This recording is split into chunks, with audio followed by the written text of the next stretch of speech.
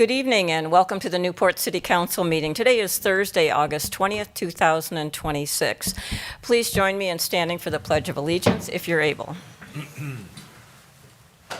I pledge allegiance to the flag of the United States of America and to the republic for which it stands, one nation, under God, indivisible, with liberty and justice for all. Will staff please call the roll? Councilmember Schmidt. Here. Councilmember Sumner. Here. Councilmember Engelmann. Here. Councilmember Taylor. Here. Mayor Elliott. Here. Next on our agenda is to adopt tonight's agenda. Any changes this evening? Hearing none, I'll move to adopt the agenda as printed. I'll second. I have a motion from Councilmember Sumner and a second from Councilmember Engelmann to adopt the agenda as presented. All those in favor say aye. Aye. Aye. Those opposed? The agenda is adopted. Next on our agenda is public comments. This is where members of the public can address the council about any local government topic that is not included on our regular agenda. This is limited to concerns which are relevant to the City of Newport affairs, policies, or practices. We ask that you come to the podium and clearly state your name and address for the record, and to limit your comments to about 3 minutes. Generally, the council will not take official action on items discussed at this time, but will refer matters to staff if appropriate. Is there anyone in the audience this evening that would like to speak during public comments? We have some people here just visiting tonight, so just wanted to make sure they got a chance if they wanted to say anything. With that, we will move on to our consent agenda. All items listed on the consent agenda are considered to be routine by the City Council and are approved by one motion. There will be no separate discussion unless a council member or a citizen so requests, in which case the item will be removed and considered at the end of the consent agenda. Are there any changes to the consent agenda? Hearing none, I'll move the consent agenda as printed. I'll second. So I have a motion from Councilmember Sumner and a second from Councilmember Schmidt. One quick question on 6H, the front counter. What is that coming out of the general fund, the payment for the glass?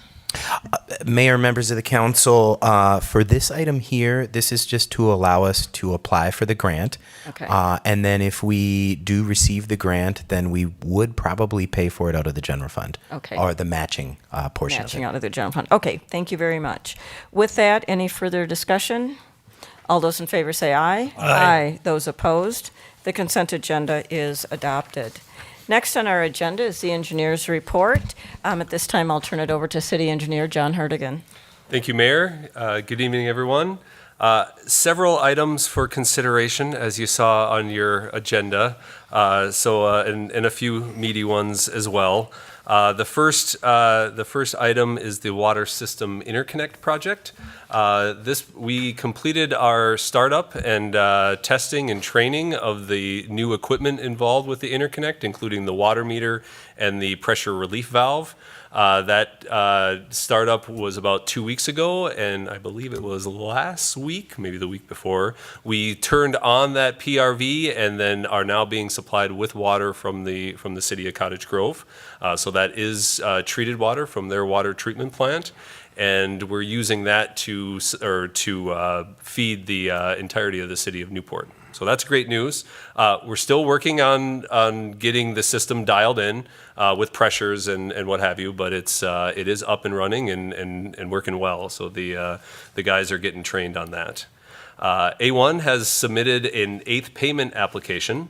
The original contract price plus the approved change order, we were at $1,546,000. They've completed all the construction items, and so we are anticipating the final cost of this improvement to be $1,520,716.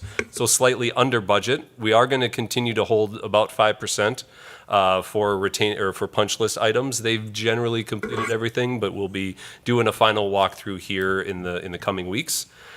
So with the previously paid amount and the amount that we're holding in retainage, A1 is requesting partial payment number 8 of $8,360.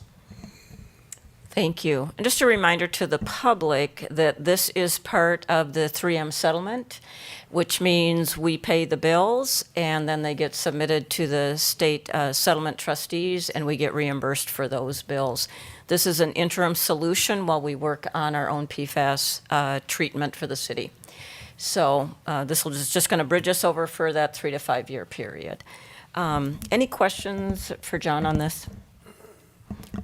Motion? No question. Okay. Yes, I'll make the motion for partial payment number 8. I'll second. So I have a motion from Councilmember Schmidt and a second from Councilmember Ingeman approving partial payment number 8 for $8,360 to A1 Excavating. Any discussion? All those in favor say aye. Aye. Aye. Those opposed? The partial payment is approved. Next item is the Third Avenue Improvements Project. Geislinger & Sons continues to make pretty steady progress on the improvements. They've completed all of the water main and sanitary sewer work, so all of the homes adjacent to the project are now reconnected to our mainline facilities. They have started the storm sewer. Most of the storm sewer north of 17th Street is all complete. They've moved down to the intersection of 3rd and 16th. We have storm sewer going in both directions there, and we have pretty shallow bedrock. So work has been pretty slow. We have about 4 feet of bedrock that they've been hammering through, and I can imagine that the folks in and around that area are growing a bit tired of the amount of jackhammering they've been doing. So I ask that you bear with us. They're doing the best that they can. We're hoping to get out of that rock here in the next couple days, or maybe the middle part of next week, and so progress can pick up. We're expecting about another week and a half of storm sewer construction, maybe spilling into that first week of September. But the road grading crew, I believe, did mobilize to the site either yesterday or today, beginning grading work on the northern portion of the project, about mid-block between 16th and 17th up to 21st Street. So they'll be bringing in grading the road, bringing in the gravel, and preparing for the curb and gutter along the side of the road. Usually once we get up to that gravel elevation, things remain dusty, but it's a lot easier to get in and out. So when curb comes along, there'll be some driveway access impacts, but we'll get that information communicated out to the residents. So in summary, Geislinger's been doing great. They've been very great to work with. 3 items for consideration under the Third Avenue improvements. We discussed this in part at the first meeting in August, but we have a change order number 1 for consideration. One Oak, the owner of the pipeline on 17th Street, has agreed with a means and methods for reconstructing the 17th Street, as well as adding storm sewer and replacing our force main based on the plans that we prepared, and then some back and forth with Geislinger Contracting.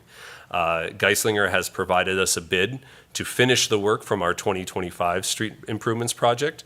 And that bid amount, based on the estimated quantities, is $632,735. And so this was work that Meyer Contracting will not be completing. A side-by-side comparison to the cost that Meyer would have taken to do this work based on their quantities and the amount that Geislinger will do is about $215,000 more. With that said, the overall project costs for the original improvement is about $350,000 to $365,000 less than what we had anticipated. So we don't get to realize the full amount of that savings, but we are moving forward and getting that 17th Street work completed.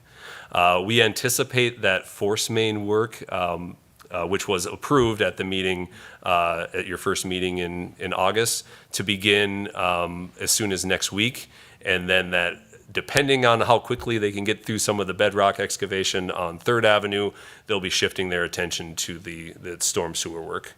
The other benefit here is that we can do all of the curb replacement as well as all the paving work along with Third Avenue. So by when construction season wraps up this year, we will have those streets paved, which is great news. So that is a change order number 1. I would defer to the mayor. Would you like to take motions one at a time, or would you like me to go through each one? I think let's take them one at a time, and that way if there's any questions, we're not jumping back and forth between change orders and payment approvals, if that works. So any questions on what John has explained here that's going on? Councilmember Sumner. Just one quick question about the work that's being done. You say that people are having to put up with a lot of extra jackhammering. Was that area allowing them to work on Saturdays? Do you remember? We did allow Geislinger to work on Saturdays. To my knowledge, they have not worked on a Saturday yet, and I haven't been told that they are going to. Usually we need to have our inspectors out there, so we know pretty early on. So I just wanted to know so the council can put that into our thought process if we ever have to do that again, make that available. sure. Thank you. And I was thinking, just some gratitude to the neighbors on the corner of 16th Street there where this is all going on. I know it's unpleasant. We appreciate your patience. We're sorry it has to be so noisy and kind of just, these projects are really messy and disruptive. But we know that infrastructure matters, and we know that getting this done is really important work for our community. So thank you, and a shout out to the 17th Street group of residents as well. That's taken us a while to get an answer on how to best proceed there. So I've seen a couple kids that have been happy to see all the diggers though in the yard. I mean, it's for a couple kids, it's pretty. I'm not saying it's a touch a truck right outside your house, but yeah. Yeah, so it's been substantial work that's getting done.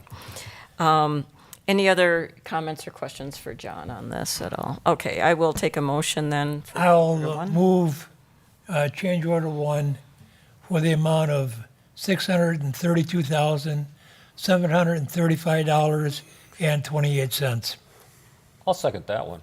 So I have a motion from Councilmember Ingeman and a second from Councilmember Sumner for change order number 1. All those in favor say aye. Aye. Those opposed? Change order number 1 is approved. John? And then the second change order, a little lighter. We had discovered a discrepancy between our bid documents and the actual quantities for storm sewer.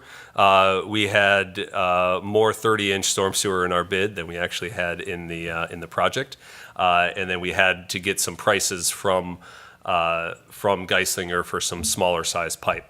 In the end, it netted a actual contract deduct of $24,226 once we reconciled that. So we wanted to make sure, because we're getting funding for this project, that we have all of these items accounted for. So executing a change order for a deduct of $24,226. Thank you. Any questions or discussion? Do you have a motion? I'll make the motion for change order number 2, resulting in a net contract deduct of $24,226. I'll second. I have a motion from Councilmember Schmidt and a second from Councilmember Ingeman. Any further discussion? All those in favor say aye. Aye. Those opposed? Change order number 2 is approved. So with the 2 approved change orders, Geislinger has requested partial payment number 2. None of the work has been completed on the 2 change orders yet, but the revised contract amount is $3,694,000. To date, Geislinger has completed about $1,443,000, less the previously amount paid. Their partial payment request number 2 is for $735,553.37. Any discussion or questions? I'll move partial payment application number 2 for $735,553.37. I'll second. I have a motion from Councilmember Taylor and a second from Councilmember Schmidt. All those in favor say aye. Aye. Those opposed? Partial payment number 2 is approved. Next is the 2025 Street and Utility Improvements Project. This one will get a little long, so please bear with me. Meyer Contracting has completed all the work that they intend to complete on the project, sans some minor punch list work. This includes all of the storm sewer from the Mississippi River through the unimproved right-of-way just south of the Circle K Tank Farms, through the intersection of Cedar and 17th, and about 120 feet to the west. That is the work that is not impacted by the existing pipeline. They have completed all the storm sewer, including our grit chamber, storm treatment vault that removes sediment from the storm sewer once we get this all connected. And they've also placed the curb within that intersection and then paved the first lift of pavement. We're going to wait to do the final lift of pavement so that can all be done at the same time with Geislinger. They will be continuing to work on their punch list here in the next couple weeks. But we have a few different change orders that have been requested by Meyer that are due mainly in part to the challenges of working in and around the pipeline.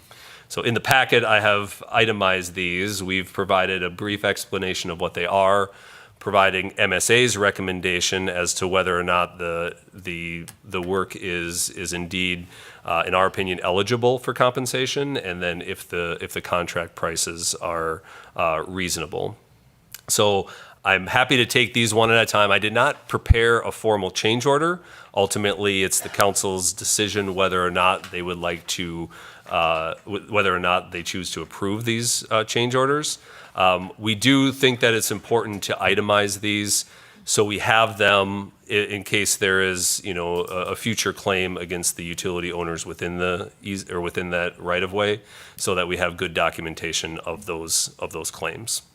So I'll take these one at a time. Happy to answer questions after each. So earlier in actually later last fall, when we identified the conflict, we had asked Meyer Contracting to do some potholing and some hydro excavating to determine the elevation of the pipeline, as well as the bedrock elevation where we were proposing to put that storm sewer. So Meyer had contracted with a hydro excavator, and they provided probably about 15 to 20 potholes over the course of a day, and then Meyer came back and used their GPS to shoot those elevations.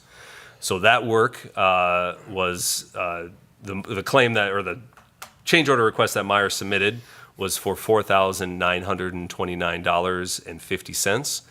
We've reviewed the hours spent against what we have for our field records, as well as the invoices provided by their subcontractor, and we believe that is a reasonable cost for the work that they had provided. Again, if we'd like to take them one at a time, or I could go through all of them, this might be one that the gravity of each one may impact some of the cost. But in this case, we would be recommending for approval of this change order request number 4.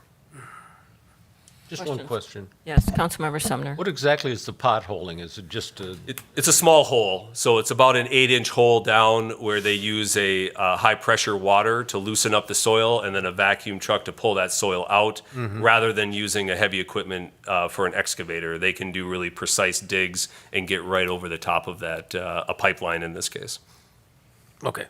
Is it used often? I don't recall hearing that. It is used quite often, yeah, especially for small utilities when they have to confirm locations of their facilities. Okay. They also use it.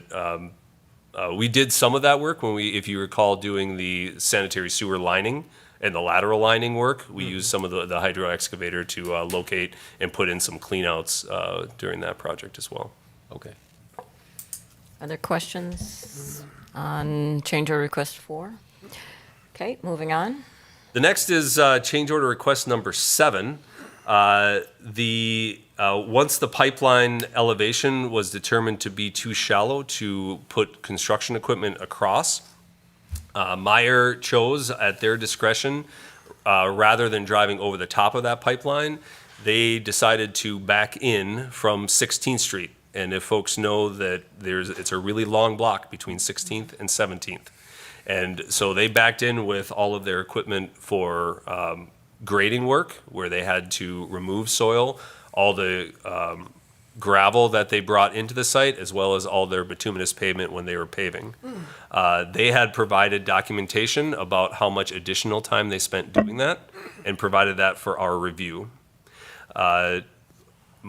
The pipeline owner had provided an alternative means, meaning they could put a bridge over the top of that pipeline. They could pile soil material about 3 feet high and build a ramp up and down, or they could put an air bridge that, basically running their equipment over wood timbers or a steel air bridge. In our estimation, the cost of temporarily bridging over that pipeline and using a different alternative was there for the contractor, and they chose a different method.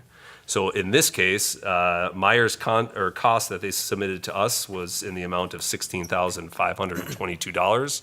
We recommended that is not a change order that the city accepts, because there was an alternative, and this was at the discretion of the contractor. Questions? Councilmember Schmidt. And just to clarify, Make sure you speak into the microphone.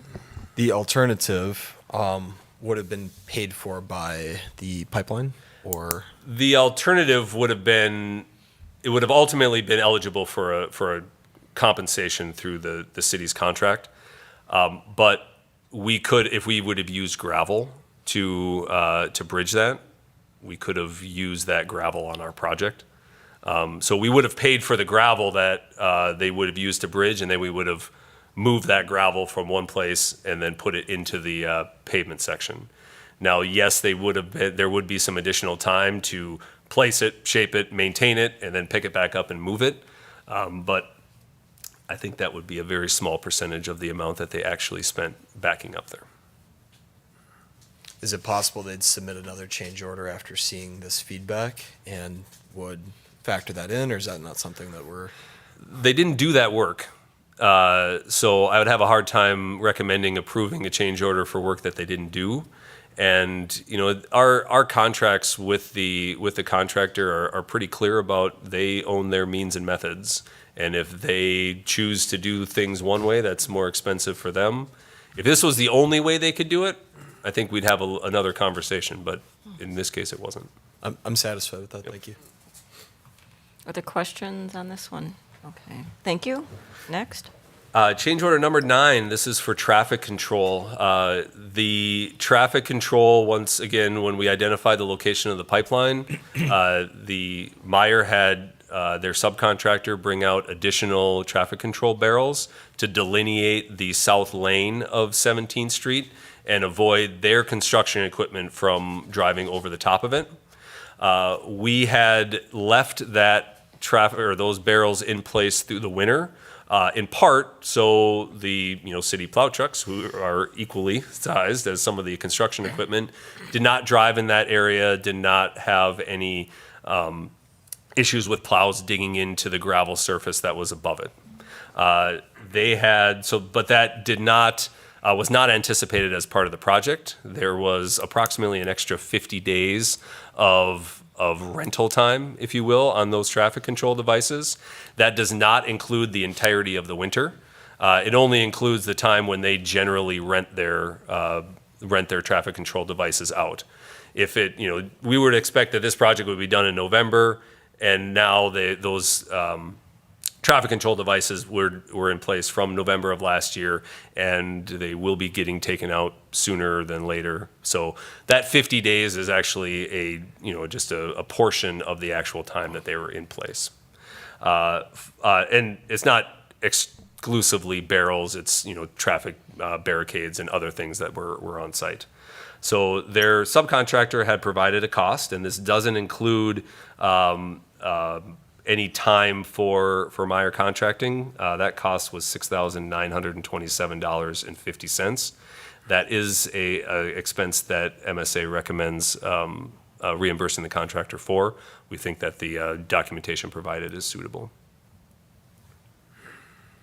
Questions at all? Nope. Change order number 11, or request number 11. Meyer had asked to be compensated to remobilize equipment after demobilizing at the end of last year. They could not finish all their work. They returned in the spring and had to bring the majority of that equipment back. They had, again, they brought back one excavator, a loader, plate compactor, and a bucket attachment with trench boxes. And each one of those pieces of equipment come on a separate trailer, separate driver, that they have time into bringing that equipment back. They actually had 3 excavators on site and 2 loaders. So they brought some of that equipment back on their own cost because they would have needed to bring that in to put in that large grit chamber that I had mentioned before. They had not done that at the end of last year, so they did not charge us to bring it back the following year. Again, they provided their documentation for the hours and then the equipment costs for that remobilization. The amount was $3,993.75. Honestly, this one's a little challenging. It was Meyer's decision not to complete this work. With that said, it would be challenging for this work once the pipeline conflict was identified and we found a plan to successfully install that pipeline. It would have been really challenging to get this work done. And so I think that to Meyer's benefit, they did to their credit, they did keep their costs, I think, reasonable for that remobilization. And at this cost, I think that we are comfortable recommending that as an eligible expense. Questions? Councilmember Sumner. How far away did they have to come to remobilize? It is in the the documentation in the packet. They came from different locations. Okay. So the equipment is on different sites, or it's at their main facility. I want to say they're up in Maple Grove. So it was coming across town. Some mileages were a little bit longer than others. Not a big variation there. And generally speaking, the hours that were provided were pretty consistent. It was roughly about 3 hours round trip for each mobilization. But that is also the driver of the vehicle and then the mobilization. So you looked at those and feel comfortable that We they're did, reasonable yeah. amounts? I think it was fair. I think it was reasonable. Okay. It's one of those it's Yeah. it's It challenging, but Thank you for that further explanation. Okay. John? then number 13, prior to winter, right before we had our freeze up, we had asked Meyer to regrade and bring in gravel to grade 17th Street to eliminate some of the potholes and make it as smooth a ride as we can at the beginning of winter. Obviously, that pavement or the surface kind of degraded through the winter, and I know Matt's guys helped keep those full throughout the winter. The costs for the effort to use their equipment and bring in the material to fill that, normally we would pay for this under the gravel quantity in our project. This is something that they are required to do, but they would get compensated for the gravel that they used under the unit price. We separated it here because this represents a cost that the city incurred as a result of not being able to finish the road. That's why we had put this one on there separately. The cost is $1,281.47. So this one, I think, is certainly reasonable. It's at their contract unit price for the gravel that they use, with some minor amount of time for their field staff to complete the improvements. Any questions? Nope. Moving on. Last one, change order number 14. So at the beginning of the project, the contractor submits shop drawings for all of the precast concrete structures, whether those are sanitary sewer or storm sewer. Those structures get fabricated That lead time is anywhere from 5 to 6 weeks, so it's a really rush order at the beginning of a project. So you have to get in line with all the other projects going on throughout the area to get your materials delivered when you need to construct these projects. So for the improvements along the unimproved portion of 17th Street and then up through the intersection of Cedar Lane, forgive me, those structures had already been ordered and they had already been delivered to the site. And so when we had to reduce the depth of that sewer and shallow that up to maintain clearance over the top of the pipelines, and this is both Circle K and the One Oak line, we had to make modifications to those structures. We had to go in and cut some of the tops off so that we could cut the top of the barrel off so then we could put the cover on top of it, and then it all gets sealed up. And then we also had to make, changes to where the pipes come in. And then they go in and they put in bricks in those and laid into non-shrink mortar to seal up those edges. That takes time. And so again, they had provided us their time and material logs for the additional time spent doing that work. We had our representatives on site. I won't say that we had a stopwatch, but we paid very close to who was doing the work, how long that work took, and was everyone on that crew participating in the additional effort. So this one was scrutinized, I think, pretty heavily. I think we reached to a point where we're comfortable with the amount that they provided. That amount is $9,115.50. So again, that was one that, after some negotiation, we feel that is a reasonable cost for that work. Thank you. Oh, sorry. I'll give you in summary. So we had recommended approval of change order requests 4, 9, 11, 13, and 14. And that total amount, if the council directs the approval of those those change order requests, is $26,247.72.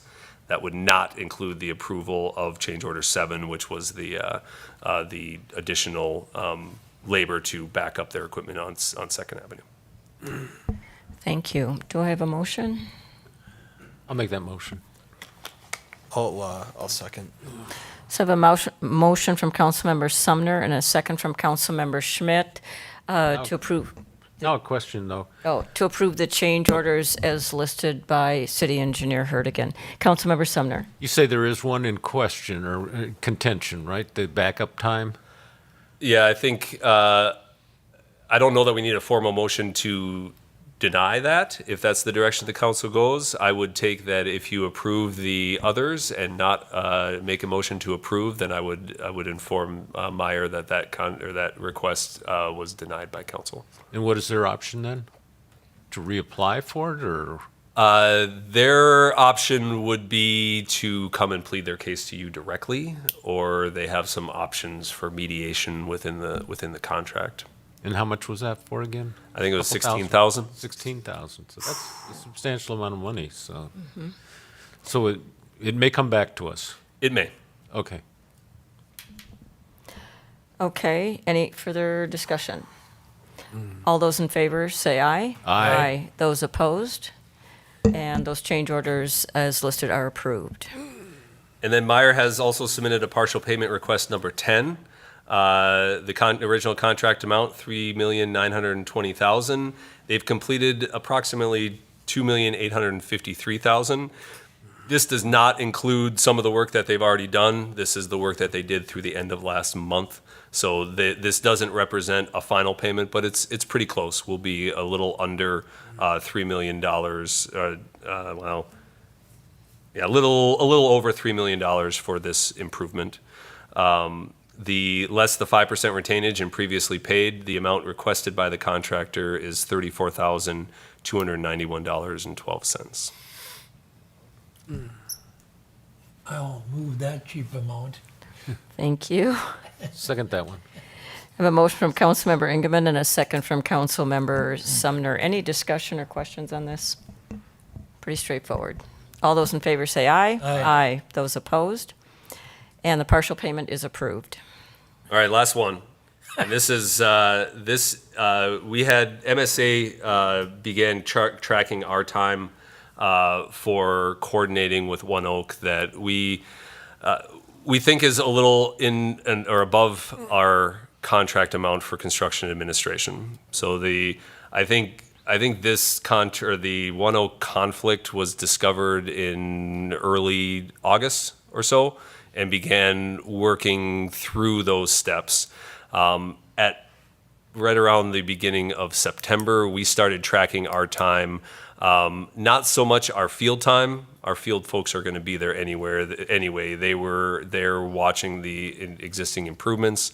But my time and our staff's time putting together concept plans and meeting with One Oak, meeting with our neighbors, both as the public meeting, one-on-one meetings. Through the end of July, we had accumulated about 121 hours of work that was associated with One Oak directly.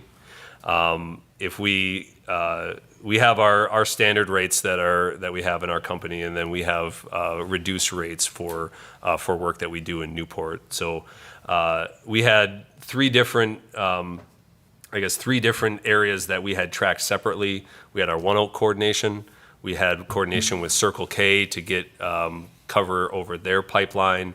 And then when we did our final design work and actually prepared a separate plans for that 17th Street work, that gets pretty detailed. And to bring a deliverable to Geislinger that they can effectively bid on takes some time. So for that One Oak coordination, we were requesting the $18,948. For the work with Circle K, $4,566, and then that final plan design, $9,804. And obviously those amounts are significant, and the discounted rates, I think we're obligated. I think we're compelled to apply those here. I know they're not a large portion of that, but it's something that we want to do and understand that, again, this is a cost that the city didn't expect to incur on this project. The total amount for those three items was $33,318. We would, I guess, respectfully request consideration for that contract amendment. Well, thank you for that information. And it's important that we're tracking this separately, because anything where we go back to our original, the original contractor, Meyer, that was going to be doing work that didn't get done, and just a lot of back and forth with One Oak, it required not just a lot of your time as from an engineering perspective, but a lot of staff time as well in meetings and phone calls. And so I think us having this delineated separately is also valuable should we choose to pursue some reimbursement compensation for what happened with that. And I'll stop there. And I will say, Mayor, that picking up from here on, now that we have a solution, the work from here on is included in the contract that we had originally signed with the city. This work, we have time into administering that portion of the contract, even though it's now with a different contractor. Mm-hmm. As well as our field time. That's going to be work that would have been done anyway, would have been done last year. So that work is not. I don't expect to see any more or any additional amendments that we would be seeking, provided that everything moves forward, obviously. So. Thank you. Further discussion or? So we're going to go Councilmember back Sumner. and finish up this project with the original contractor? No. No, No. MSA will administer that contract under our original agreement. So we still, we'll honor the completion of that project with, under our existing agreement. Mm-hmm. Okay. Do I have a motion? Yes. One additional Councilmember thing. Schmidt. Earlier at the beginning of your report, we were talking about kind of the original project projected cost and how we were coming in lower, even after some of the changes and things like that. There's another $60,000 in adjustments here that I don't think was included in the earlier statement. Is that accurate to say that, or is that? Partially, I guess when I had provided the relative costs for the improvements, that didn't include any of the professional services costs. So the additional costs for the change orders, no, that was not included. It should be, and if the council is interested, I can certainly provide that breakdown. Probably after the work on 17th is complete. Sure. I think that would be helpful just to understand where we came in. And we can certainly provide a total project cost, which would include those professional services. Yeah, I think that would just be helpful too, because at the end of this, right, there's a lot of ebb and flow and all of that, and I would just say as a takeaway, if that's kind of like a project recap that we could kind of see at the conclusion, be awesome. Thank you. Certainly. Do I have a motion? I will make the motion for MSA's amendment number 1 in the amount of $33,318. I'll second. I have a motion from Councilmember Schmidt and a second from Councilmember Engelmann. Any further discussion? All those in favor say aye. Aye. Aye. Those opposed? The amendment is approved. Thank you, and that concludes my report. So thank you again for bearing with that one. Well, and I think people who live in Newport maybe understand this, maybe they don't. It is very complicated to be near a river, have bedrock, have pipelines.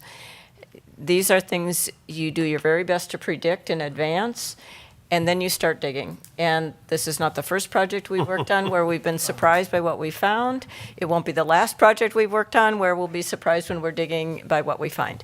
So I hate to say this is normal, but for Newport, this is kind of normal. So,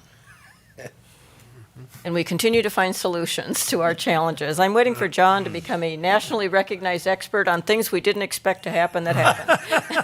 I will happily stay in the shadow. Okay, moving on to the Superintendent of Public Works report.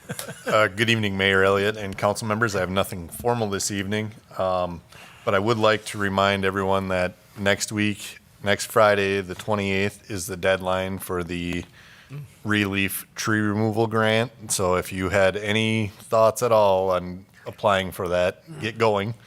Like I said, we still have some availability, but it is limited funding, so please get your applications in. This is the only time I've ever seen a grant to cover tree removal on private property. So, other than that, I just wanted to thank everyone for their patience. Like we said, 17th and Cedar has been paved with the first lift, but there's still construction going on there, so please drive carefully, slow down in the area. You know, it's not complete, but it's, like I said, it's got the first lift of asphalt on it. So with that, I'd be happy to stand for any questions. Any questions for Matt? Thank you very much. Thank you. We'll move on now to the administrator's report. Mayor, members of the council, a couple items tonight. The first one is in a zoning text amendment and interim use permit that's been applied for by Americold. And we do have a presentation by city planner first. Thank you, and good evening, everyone. So, as Joe mentioned, we do have an application in from Americold regarding a zoning text amendment and an interim use permit request. So, we'll walk through all of that here in this presentation. The subject parcel, I think everyone's familiar with Americold's location, but they do own a couple of different parcels that collectively are, their site. And the one that we're talking about for the most part this evening is the one that's shown in yellow here, kind of this triangular shaped parcel along Maxwell.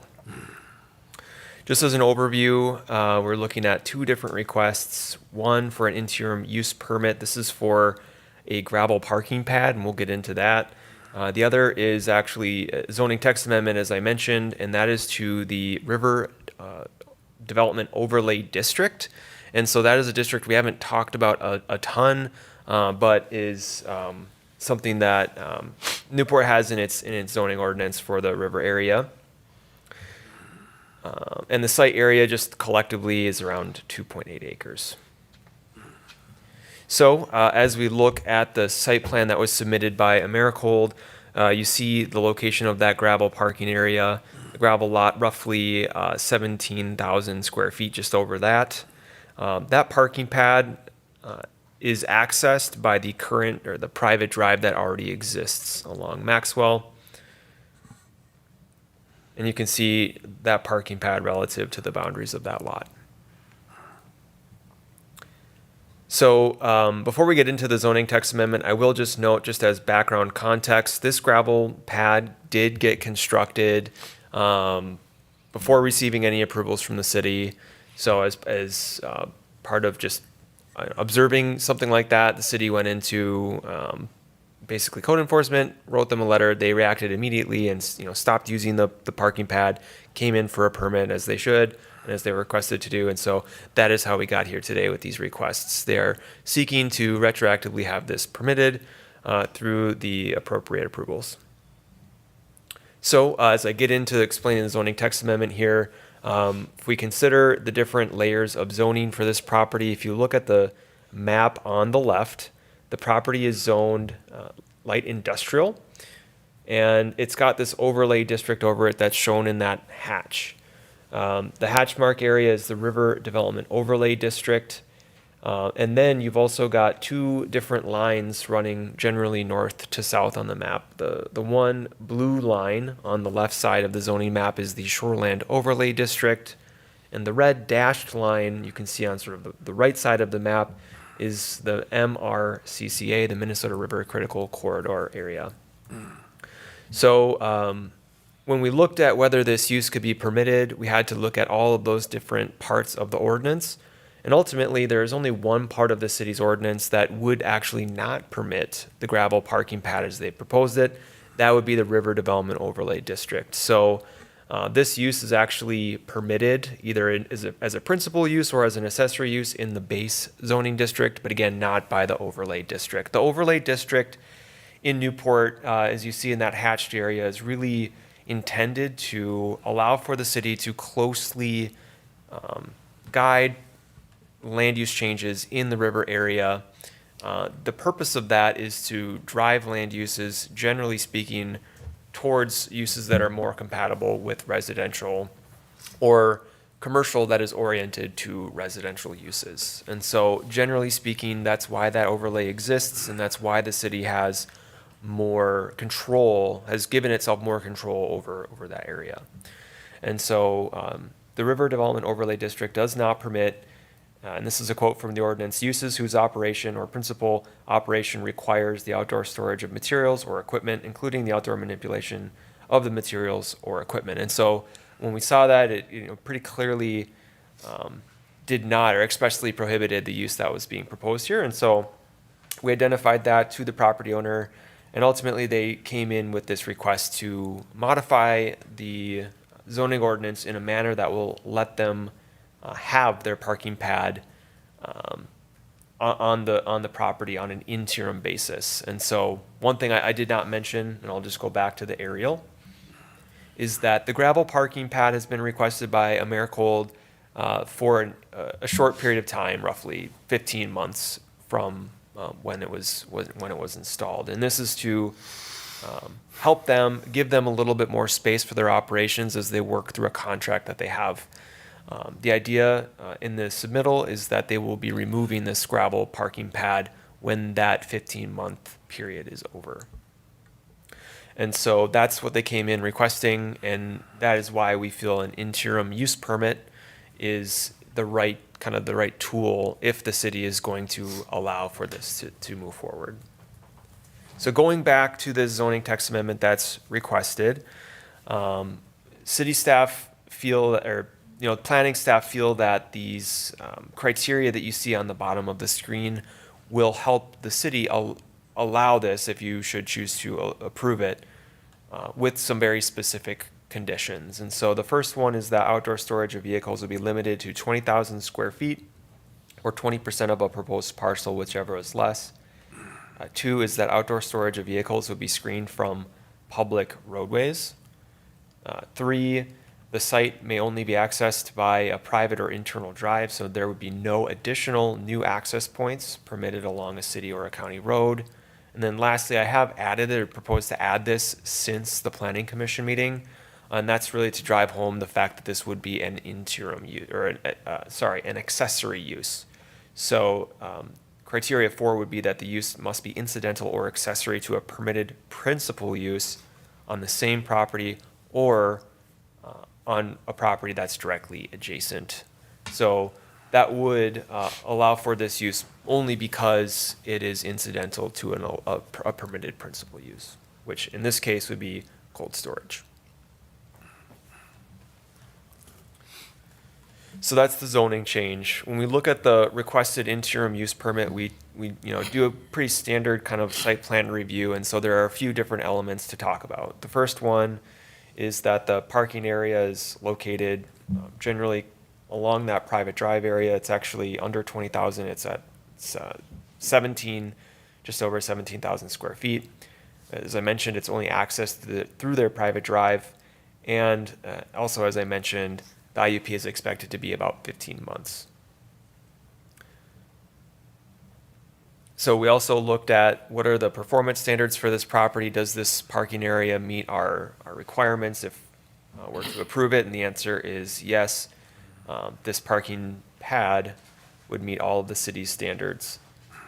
The only standard that's not necessarily met is that parking setback, but because this is part of one overall site, staff consider that to be a reasonable part of the IUP.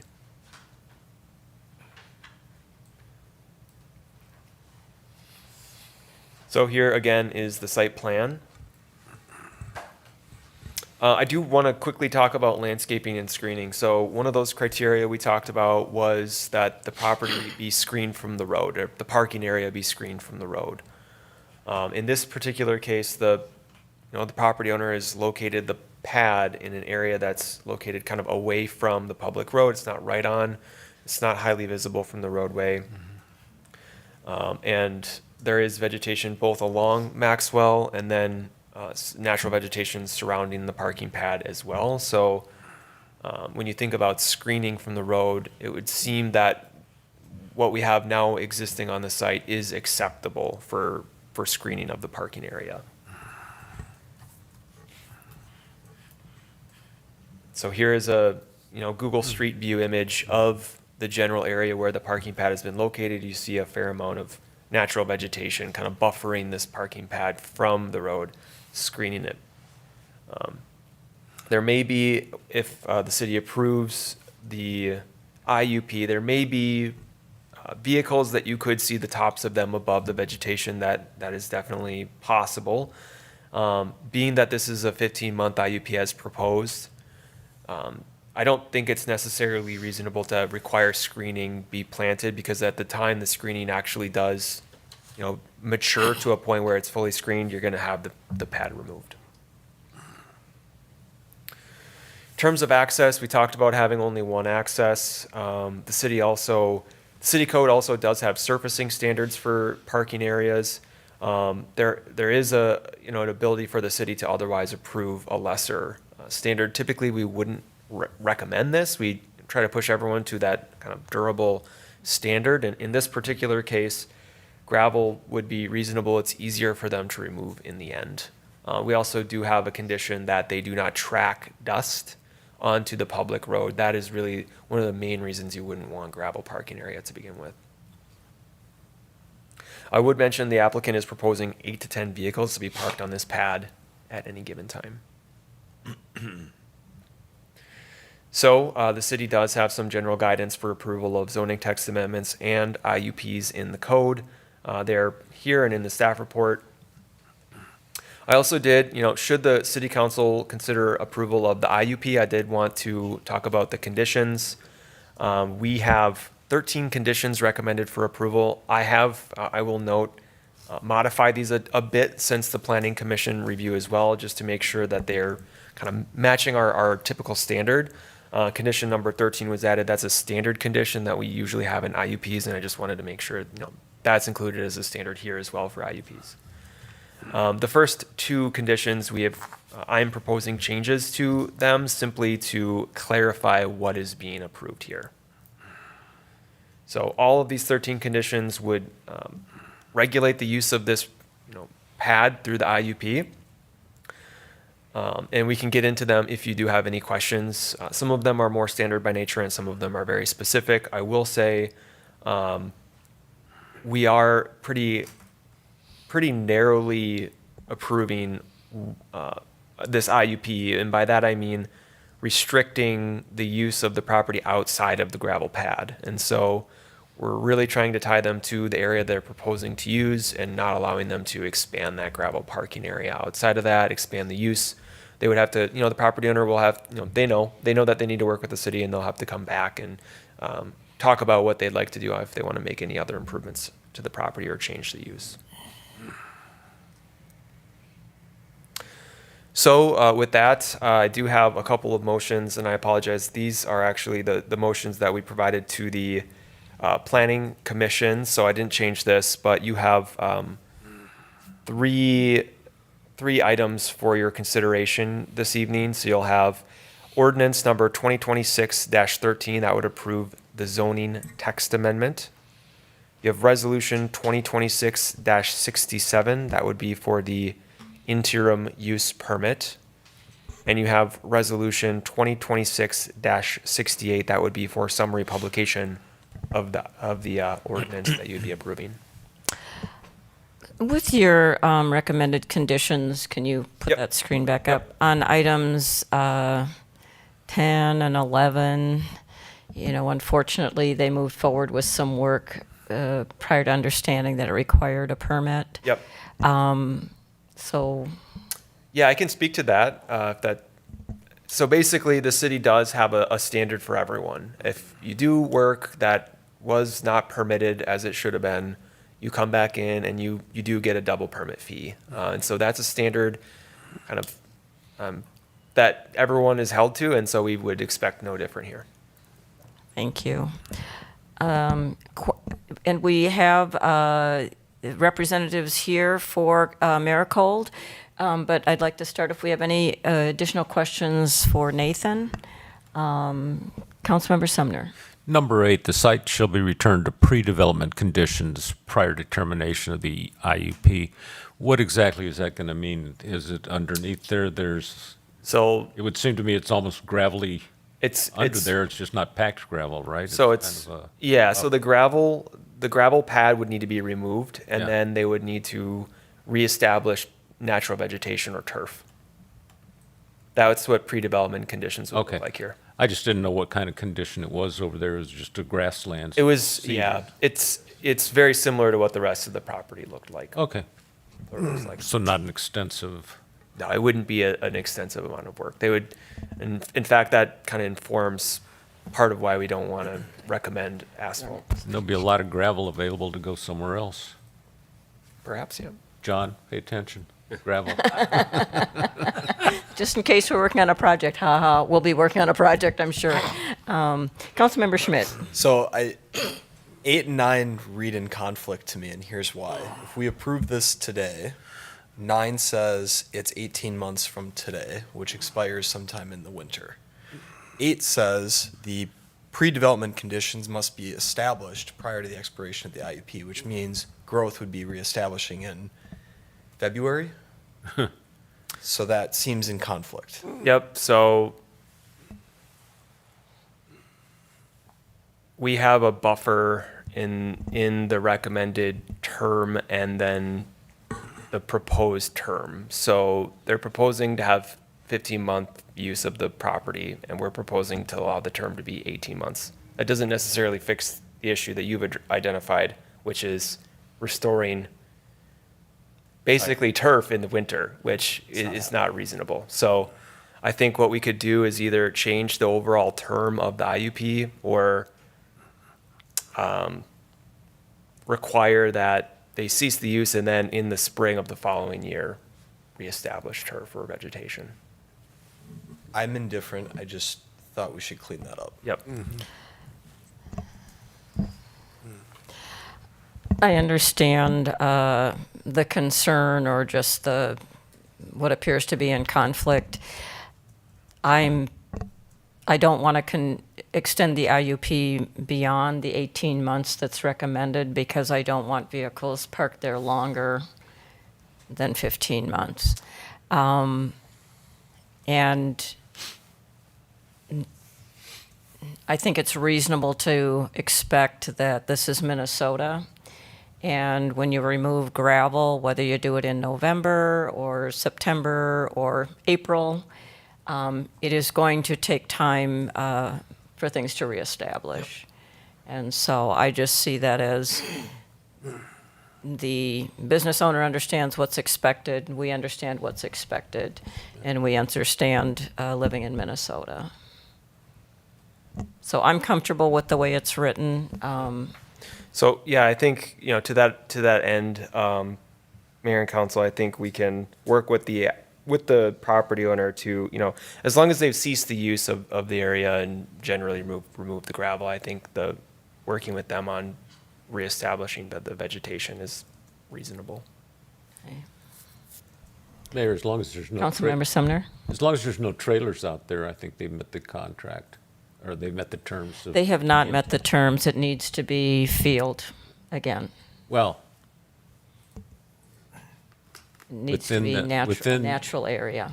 That's what number 8 is Yes. about. yes. Yeah.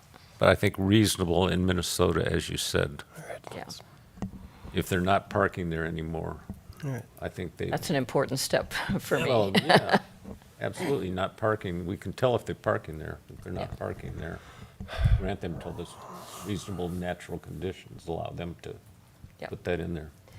And I think our past practice with our staff has been that we work with, whether it's a business, a developer, a homeowner, Yeah. to help them get to our objectives. Yeah. And sometimes if that means, we've sent a letter about something and they need extra time, we work with them to try to establish a timeline that works. And I expect our staff would respond the same with this. Yep. Other council questions or comments at this time? Otherwise, I will ask AmeriCold representatives if they would like to address the council with any additional information or to comment on what we've discussed so far. Sure. Thank you. Madam Mayor, members of the council, staff, my name is Jim Yarosh. I'm an attorney for AmeriCold Real Estate LP, who is the applicant and the owner of the property here. Just a comment about staff. You should know, council. After our little oops moment, we went to talk with staff, and it hasn't been that long, and obviously there was a timing issue too, as this customer is waiting that we want to help assist them with until they get their facility done. So there was a timing issue, but and maybe we were fortuitous given the election and the planning commission, but everything got done and completed real quickly, reviewed and put forth, and we got in front of the planning commission 2 days ago, and so we do appreciate that. I've been at this a while and have not seen such responsiveness, so thank you for that, and I wanted the council to know that. With me tonight is Randy Lewis. He's the director of district operations, oversees this property, and I believe it's 9 others. I think you'd probably rather hear more from him than me, but just as a quick aside on the history of this little parcel, I think it's interesting to note that it was fully encumbered by MnDOT and an easement. I think that was established in 1944. And then sometime during that period from 44 to I'd say like 21 or 2, at some point in there, the title with Washington County, it literally got dropped and had no owner of it other than MnDOT's easement. So we had to go through a whole process to show that we still owned it. It was never conveyed. It was never fixed that with Washington County. And at the same time, that's when MnDOT finally released its easement, and so it is part of the property and will be part of plans, but it's nice to be able to have some use. And again, we know that the council spent some time on the River Overlay District and went back and looked at that, and understanding the purpose that it's a kind of a long-term, hey, we want to be involved in long-term redevelopment of this property. But that's why we thought this would work. It allows them to utilize a piece of their property they haven't been able to utilize, and doesn't really conflict as by the underlying zoning. It would be a permitted use, but we're talking about a small duration here in which the city's long-term planning, I don't think it would adversely impact that. So just wanted to make that point as we seek a relatively limited use for this piece for a relatively limited duration. And with that, I will let Mr. Lewis just speak briefly, or if you have any questions for him, you would know. Well, I think my takeaway, Mr. Yaros, is that city staff moves a lot more quickly than Washington County and the state of Minnesota when you need something. Yes. I will concur. Mr. Lewis. Good evening. As you stated, my name is Randy Lewis. I'm the Director of District Operations for America Logistics. My primary responsibilities are the state of Minnesota, which consists of 8 total facilities, and then I have oversight of 2 in northern Iowa as well. My roots actually come from the Newport cold storage facility. So I started there in 2001. So I am one of those people that understand what it is like to build next to a river and with bedrock around, as we've done it several times over the years. First and foremost, to Madam Mayor and members of the council, extending a general apology, for our actions that were taken to start on this particular project prior to gaining permit and permission. My decision to do so simply stated I thought we were on one parcel and that we could. Once we were advised that we were not in compliance, we stopped. We have yet to use it.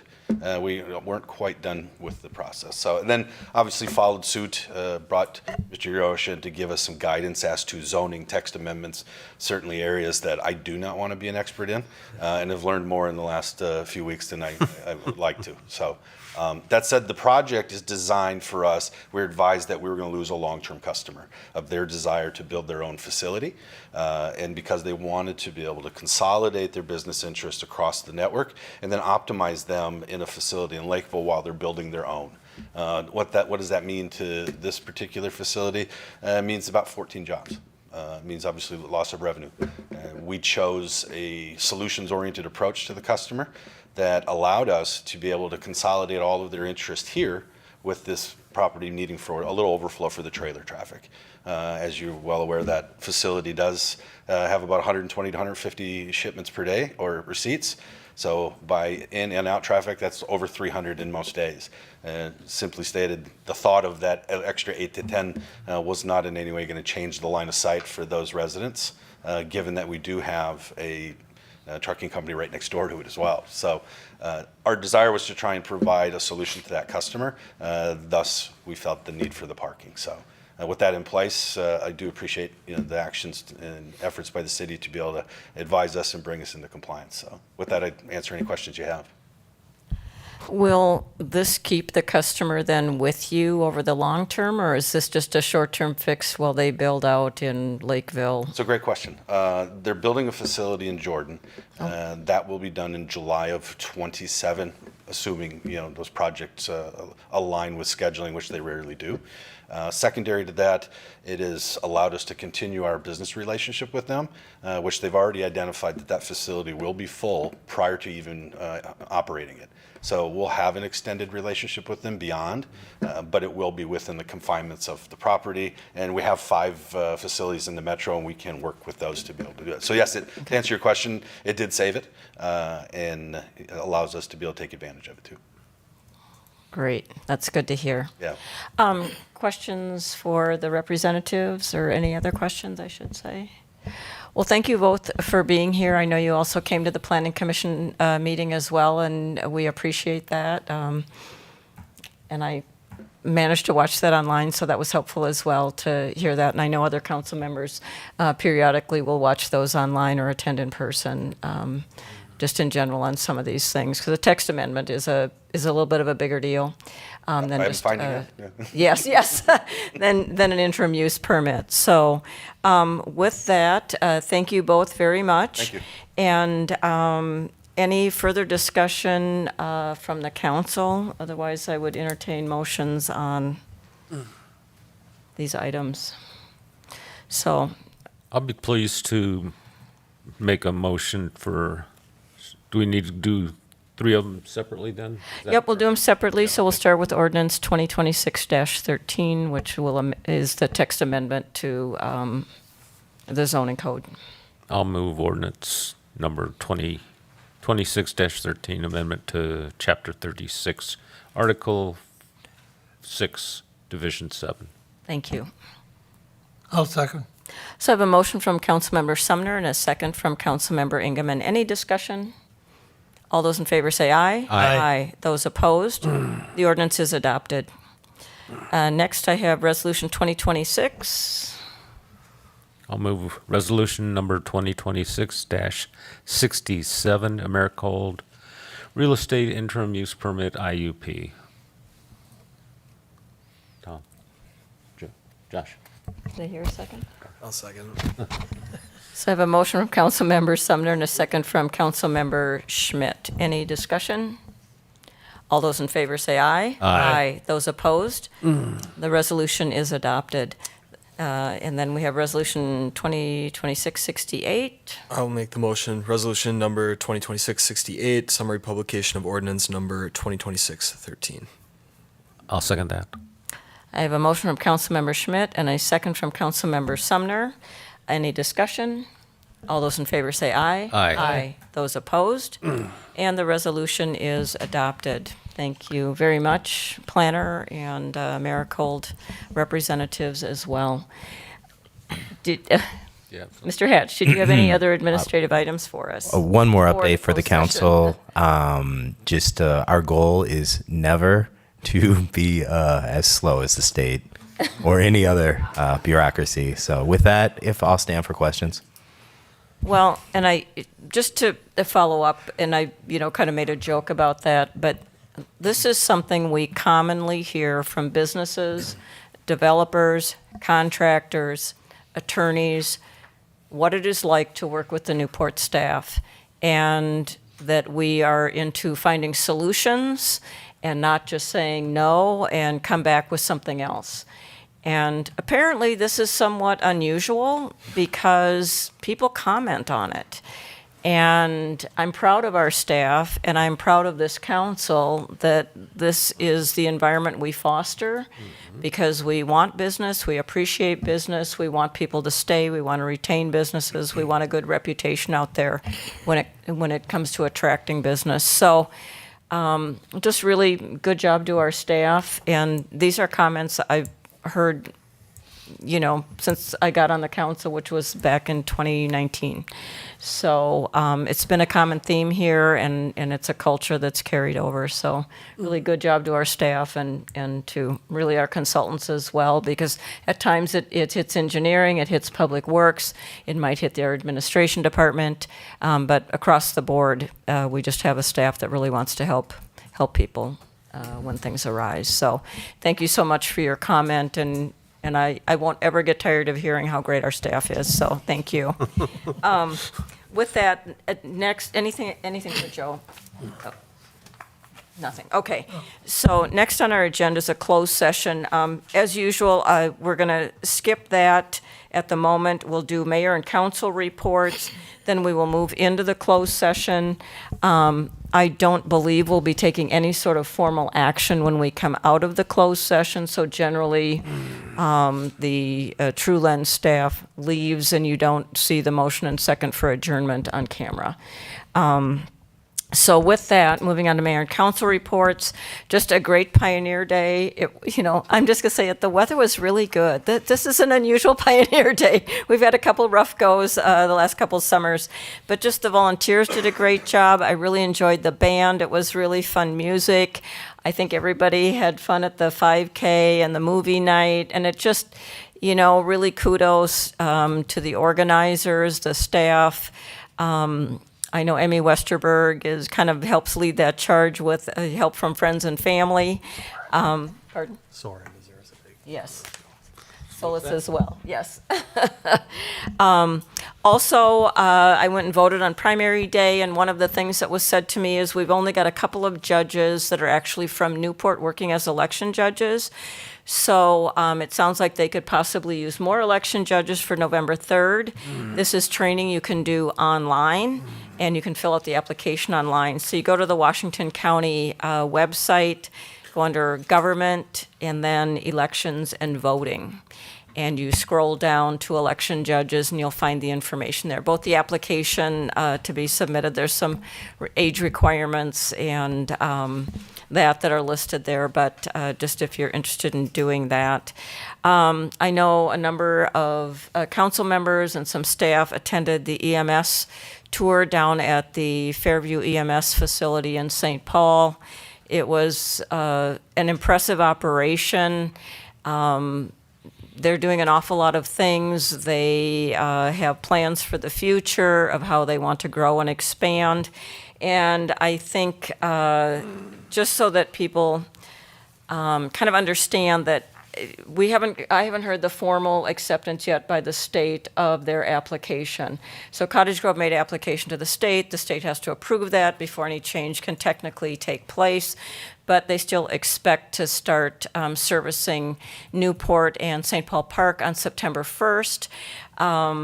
All that change really means is the first call for ambulance goes to Fairview EMS. If they are for some reason unavailable, then it starts going out to the mutual aid partners, which includes Cottage Grove, Woodbury, Alina, Health East. I think I've missed someone in there. So all of those groups have mutual aid agreements to help out when somebody's too busy. Part of what's considered the central region for EMS, that includes, so Fairview services Egan, Rosemount, Invergrove Heights, Mendota Heights, West St. Paul, South St. Paul, Sunfish Lake, Lilydale, and Coates. And then with the addition of us and South St. Paul, that would be 11 cities in the central area. And they do have locations where they'll place ambulances based on predicted needs so they can have quicker response times. I believe their lights and sirens response time was 7 minutes and 38 seconds was their average for last year. I did request their average non-emergency response time. I didn't get their average for last year from them, but I know as I was touring, it was 12 minutes. I know we had some people touring a little earlier in the day. It was 10 minutes, so they have actually live data updating on a daily, or on a minute by minute, I guess, or call by call response time, and other data as well, which ambulances are available, where they are, where they're stationed, and so on. It was very interesting, and that giant mobile unit, which can take, I think, about 35 people, 15 laying down, 18 sitting up, and they said this goes out about twice a month to emergencies that happen around the metro area. So it was a lot of employees there, around 280, I believe, working there, 70 some vehicles, ambulances plus SUVs and other emergency response stuff. So they've got an awful lot going on there, and I think we've landed in a good place. Considering the circumstances. So I was pleased with what I learned on that. And I'm sure others who went, feel free to comment on your impressions as well. I think the public would be interested in that too. With that, Councilmember Ingeman. The only thing that I want to mention is with your food scraps, it's free. All you gotta do is tell the RDF that you want the plastic bags. They mail them to you free. You put them in your garbage with the food scraps, and it's gone. I mean, I can't imagine not, it's a good place for the garbage to go. And it's about 20% of what goes into the landfill, Yes. is what I understand. So it makes landfills last longer if we can get it out to a compost site. I just, they sent me an email that said, it's been over a year. Do you need more bags? I replied, yes. And I got 2 rolls of bags for the next year. So, I mean, it's like, they let you know and they mail them to you free. So, I mean, it's a no-brainer. It's a great program. Yeah. Yes. Other than that, I went to Pioneer Days. It was kind of warm, but it was a nice day. Other than that, no, everything was fine. Thank you. Councilmember Taylor. You want to talk about your 5K? I finished third in my family. That was excellent. And it's a family of 20? Third of the. All your cousins came? My boy won it, so that's all that matters. Newport runner won the 5K this year. That's wonderful. Councilmember Schmidt. Nothing formal tonight. Councilmember Sumner. I do have several things here. One is talking about two bus services that are available for Newport residents. One is called Metro Micro, and it's a pay-as-you-ride by request. This can be accessed anytime during the week.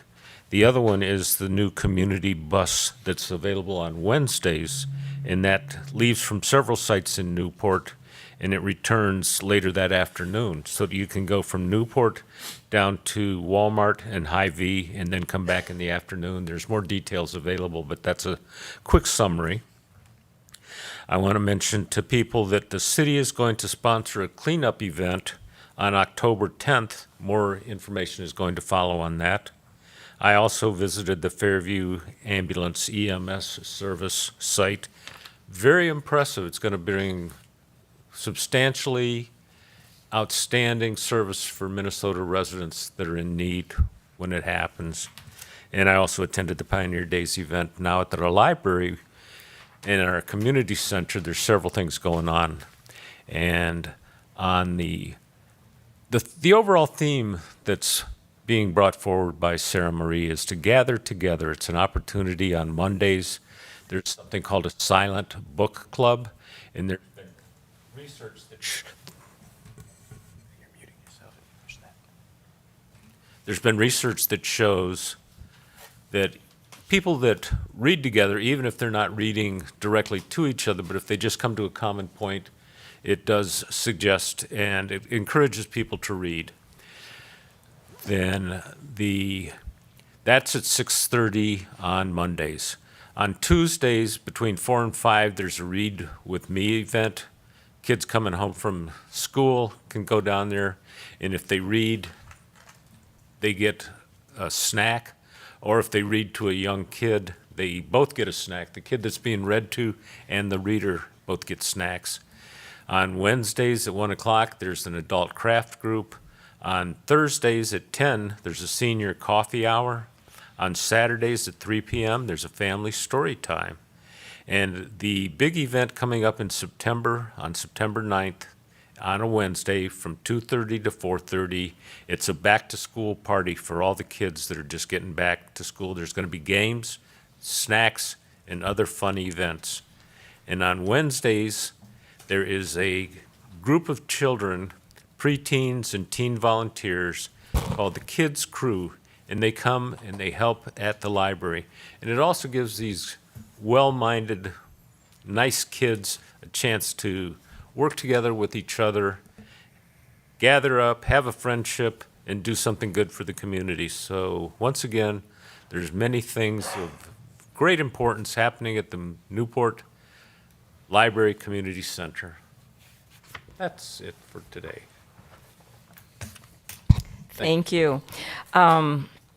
So what I anticipate happening is I'm going to read some language about going into closed session. We will then take a break of 5 to 10 minutes, depending on how long it takes our True Lens staff member to finish up with what they've recorded for this meeting, because they cannot be in the room during the closed session. And then we will come back and have our closed session. So let's see here. But we will take a break. But we will take a break, yes. Both because we have to and because we probably need to. Okay. So the closed session the session is being closed under Minnesota Statute 13D.05 Subdivision 3C to develop or consider offers or counteroffers for the sale of real property located at 155 21st Street in Newport. This portion of the properly noticed meeting of the Newport Council will be closed. I will not take a motion to close the meeting until after the break, because otherwise we're in closed session, but then we're really on break using the restroom. So I will do that after that has occurred.